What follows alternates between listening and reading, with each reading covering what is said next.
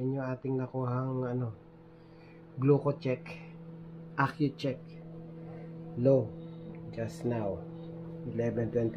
So kailangan na natin kumain. Kakain na tayo.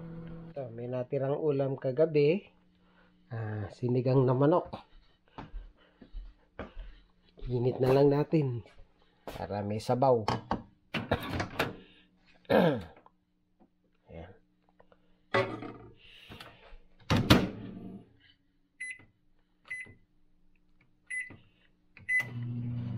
1 minute and 30 seconds. Kain lang tayo. Dilim.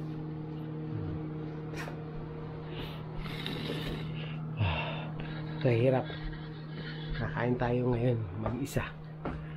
Madilim ba? Kita niyo ba ako? Hopefully nakikita niyo ako. Yan ang ating food. 1 cup rice. Saka tingnan natin kung maubos natin tong mga boss. Itong ating rice. Pero ang ulam natin ay microwave lang. Leftover food kagabi. So 2 piraso na lang.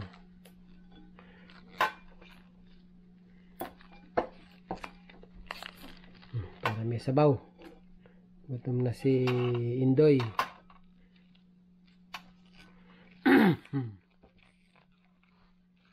Yan pa, may Jollibee pa. Kalat. Pero yung aming dining table, work table na rin. Ilang piraso? 1, 2. Okay. Ayos, mainit. Sige, kain muna ako mga boss. Nararamdaman ko na.